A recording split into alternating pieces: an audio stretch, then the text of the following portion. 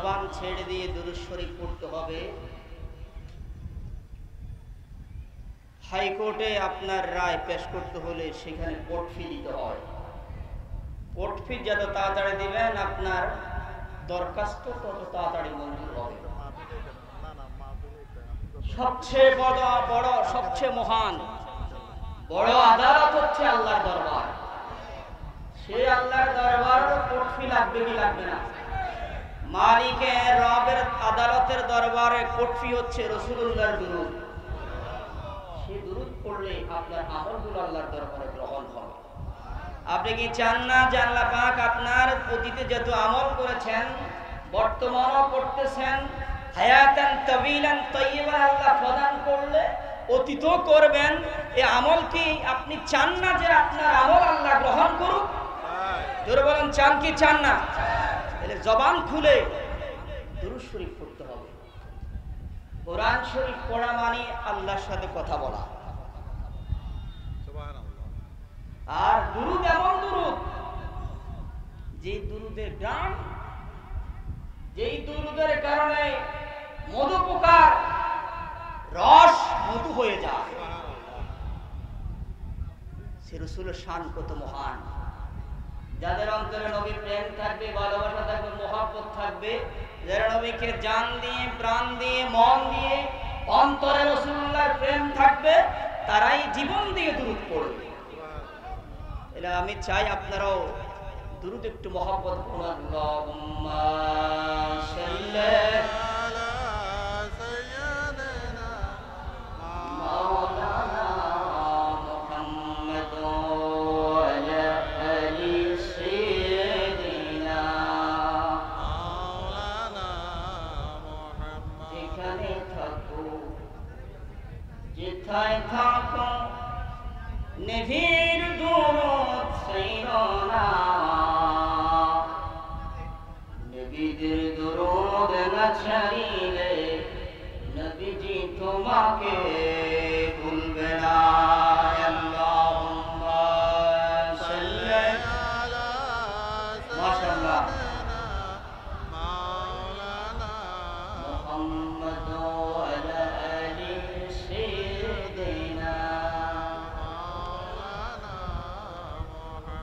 আলহামদুলিল্লাহ, উপস্থিত ঐতিহাসিক বৃহত্তর পয়েলগাছা আহলে সুন্নাত ওয়াল জামাতের উদ্যোগে মহাপবিত্র ঈদ মিলাদুন নবী সাল্লাল্লাহু আলাইহি উদযাপন উপলক্ষে পয়েলগাছা বহুমুখী উচ্চ বিদ্যালয় মাঠে আয়োজিত আজকে এই সুন্দর সমাবেশের সুদক্ষ সম্মানিত সভাপতি মহোদয়, আশিক রাসূল হযরতুল আল্লামা মাওলানা কাজী আলহাজ কাজী আবুল হোসেন সাহেব, সকল বলুন মারহাবা। আল্লাহ পাক ওনার হায়াতান তাওয়িলান তাইয়্যিবান দান করুক, বলুন আমিন। উপস্থিত আপনারা জানেন কোন ওলামায়ে কেরাম, মঞ্চে ওলামায়ে কেরাম, সময় 10 মিনিট বাকি আছে, 8টায় আজান হবে, এই জন্য কাউকে নাম নিচ্ছি না আমি। আমরা যারা উপস্থিত হয়েছি সকল আল্লাহ পাকের শুকরিয়া আদায় করি। জবানটা খুলে পড়ুন আলহামদুলিল্লাহ। আর একটু আওয়াজ করে আলহামদুলিল্লাহ। অসংখ্য অগণিত দুরূদ ও সালাম রহমতের নবীর দরবারে সবাই পড়ুন সাল্লাল্লাহু আলাইহি সাল্লাম। আর আওয়াজ করে সাল্লাল্লাহু আলাইহি সাল্লাম। সম্মানিত সুধী, কোরআনুল কারীমের একখানা আয়াতে কারিমা তেলাওয়াত করেছি, যে আয়াতের উদ্দেশ্য হচ্ছে পৃথিবীতে আমরা কেউ থাকার সুযোগ, আওয়াজ করুন, কেউ থাকার সুযোগ আছে? চুল দাঁড় পেকে গেল, কোমর বাঁকা হয়ে গেল, যে কোনো সময় মালাকুল মউত, যিনি হচ্ছেন আব্দুল আজিজ পরাক্রমশালী, আল্লাহ ওনাকে এমন পাওয়ার দিয়েছেন, ক্ষমতা দিয়েছেন, যিনি যে কোনো সময় মুহূর্তের মধ্যে আমার আপনার রূহ নিতে পারে না? এত ক্ষমতা আল্লাহ পাক দিয়েছে। অতএব থাকার প্রোগ্রাম নাই, মিন দারিন ইলা দার, মিন হালিন ইলা হাল, এক অবস্থা থেকে আমরা আরেক অবস্থায় স্থানান্তর হয়ে যাব, সেখানে স্থানান্তর হব। ওয়াল বা'স বাদাল মাউত, আবার নিঃশ্বাস যখন চলে যাবে পুনরুত্থান করা হবে। আল্লাহ বলেন ইন্নাল্লাহ ইয়াবাসু মান ফিল কুবুর, মালিক রব আবার কবর থেকে উঠে হাসরে নিয়ে যাবে আমার আপনার ফয়সালার জন্য। বিশ্বাস হয় কিনা? জোরে বলুন হয় কিনা? হযরত ওমর ইবনে আব্দুল আজিজ তিনি জীবনের শেষ মুহূর্তে চমৎকার একখানা ভাষণ খুতবা দিলেন। ওনার এই ভাষণ পৃথিবীতে তিনি যতদিন হায়াত পেয়েছেন এত চমৎকার ভাষণ আর দেন নাই। এটাই ওনার শ্রেষ্ঠ ভাষণ, আলহামদুলিল্লাহ বলেন। হযরত ওমর ইবনে আব্দুল আজিজ বলেন, খতবা ওমর ইবনে আব্দুল আজিজ বিখানাসিমাতা খুতবাতান। ওমর ইবনে আব্দুল আজিজ খানাসিন নামক স্থানে খানা ভাষণ দিলেন, খুতবা দিলেন, বক্তব্য দিলেন। এত চমৎকার লাম ইয়াকতু বাদা হাত্তা মাতা, যতদিন তিনি বেঁচেছেন হায়াত পৃথিবীতে পেয়েছেন হযরত ওমর ইবনে আব্দুল আজিজ মৃত্যুর পূর্বে এত চমৎকার ভাষণ দেন নাই।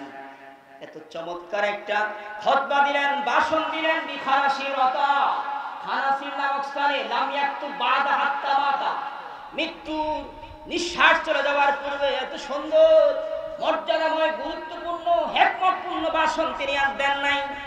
ভাষণের শুরুতে হামিদাল্লাহ হযরত ওমর আল্লাহর প্রশংসা করেন, আসনা আলাইহি আমাদের মালিকের গুণ কীর্তন বর্ণনা করেন। ফাকালা তিনি বলেন, ইয়া আইয়ুহান নাস, ও মানুষেরা, ও মানব জাতি, ইন্নাকুম লাম তুখলাকু আবাসান ওয়া লাম তুতরাকু সুদান ওয়া ইন্না লাকুম মা'দান, ও মানব জাতি, ইন্নাকুম লাম তুখলাকু আবাসান ওয়া লাম তুতরাকু সুদান, ওই জগতের মানুষ, তোমাদের রব তোমাদের মালিক পৃথিবীতে তোমাদেরকে অহেতুক সৃষ্টি করে নাই, অনর্থক সৃষ্টি করে নাই।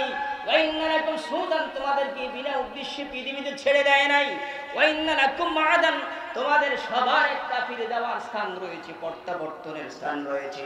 ইয়াকুমুল্লাহু বাইনাকুম ফিহি, এমন একটি স্থান যে জায়গায় নাই ধনী, নাই উলুগুন, নাই চিপকন, নাই আবিয়াদন, নাই আসওয়াদন, নাই কালো, নাই সাদা, নাই উঁচু, নাই নিচু, কোনো ভেদাভেদ নাই।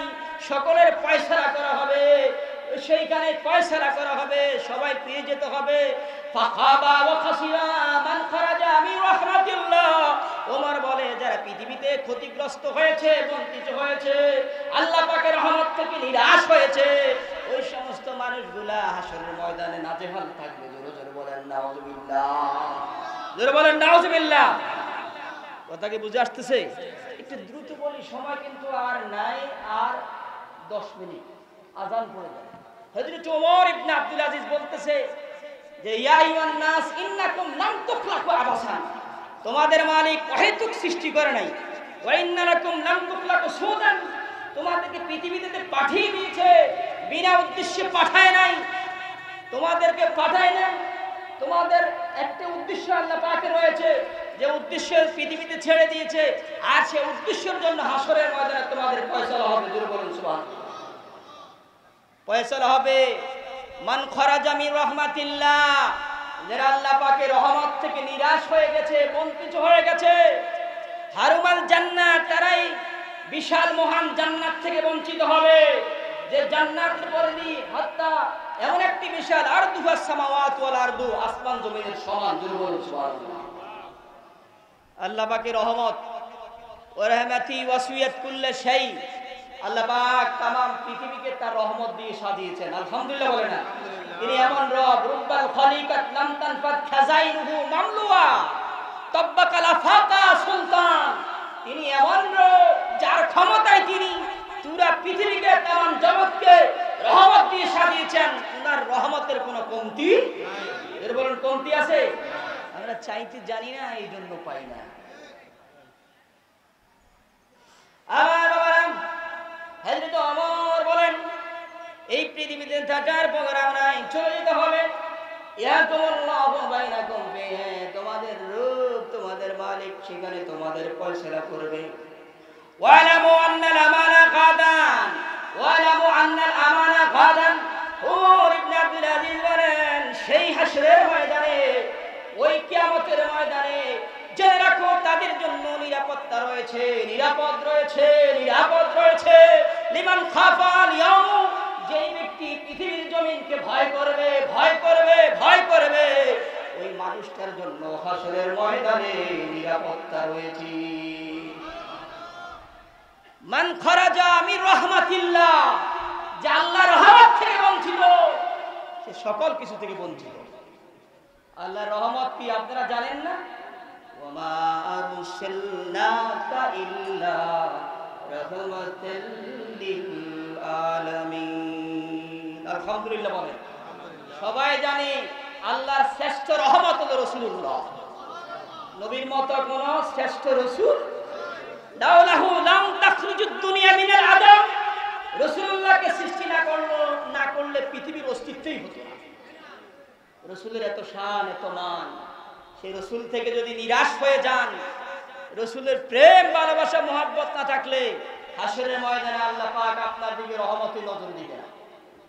তিনি এমন নবী, মুসলিম শরীফ আসছে, রাসূলুল্লাহ বলেন আনা সাইয়্যিদুল আদম ইয়াউমাল কিয়ামা, কিয়ামতের ময়দানে আমি নবী যত বনি আদম সন্তান রয়েছে সকল বনি আদমদের সন্তানের আমি আল্লাহ সাইয়্যিদ সরদার। আউয়ালু মাইয়ান শাক্কু আনহুল কবর, কিয়ামত যখন কায়েম হয়ে যাবে আমি রাসূলুল্লাহকে সর্বপ্রথমে রওজা শরীফ থেকে আসরে নিয়ে যাবে। ওয়া আউয়ালু শাফিঈন ওয়া আউয়ালু মুশাফফাঈন, আর আমি নবীর কাজ হলো সর্বপ্রথম আমি নবী হাসরের ময়দানে আমার রবের দরবারে তোমাদের জন্য সুপারিশ করব। ওয়া আউয়ালু মুশাফফাঈন, আমার সর্বপ্রথম আমার সুপারিশটাই প্রথম গ্রহণ করবে। যারা বলেন সুবহানাল্লাহ। রাসূলুল্লাহ সুপারিশ করতে পারবে কি পারবে না? অনেকে বলে নবীর নিজের খবর থাকবে না। যারা বলেন নাউযুবিল্লাহ। আরে আফসোস, আফসোস, পরিহাসের বিষয়। রাসূল বলেছে আলা লা ঈমান লিমান লা মুহাব্বাতা লাহু, আলা লা ঈমান লিমান লা মুহাব্বাতা লাহু, আলা লা ঈমান লিমান লা মুহাব্বাতা লাহু। রাসূল তিনবার বলেছেন, একটা কথা তিনবার বলা মানে বেশি গুরুত্ব। তিনবার বলেছেন যার অন্তরে আমার প্রেম নাই, মহব্বত নাই, ভালোবাসা নাই, তার ঈমান নাই। এই জন্য রাসূল পাক বলে শাফাতি লিহালিল কাবায়ের মিন উম্মতি। যারা রওজা শরীফ গিয়েছেন, নবীজিকে যখন ইয়া নবী সালাম আলাইকা আসসালাতু ওয়াসসালামু আলাইকা ইয়া রাসূলুল্লাহ বলে হাজী সাহেবরা লাইনে লাইনে যাচ্ছে, নবী পাকের রওজার সামনের 10 হাত আগেই নবীর মিম্বর শরীফের পাশে লেখা রয়েছে রাসূলুল্লাহর মিম্বর, যেখানে নবী বলেছেন মা বাইনা বাইতি ওয়া মিম্বারি রওজাতুম মিন রিয়াদিল জান্নাহ। রাসূল বলেছে আমার রওজা শরীফ আর আমার মসজিদের মিম্বার হচ্ছে জান্নাতের বাগান। আর অনেকে বলেছে নবীজির রওজারে রওজা বলা যাবে না। নবীজি বলতেছে রাসূলুল্লাহর মিম্বর আর যেখানে নবী রওজা শরীফ, এটা মাঝখানটায় রওজা জান্নাতের বাগান।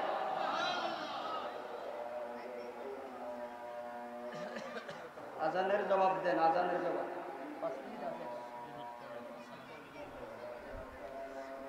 5 মিনিট আগে দিয়ে জামাত 8:15 না 8টায় আজকে আগাইছে মনে হয়।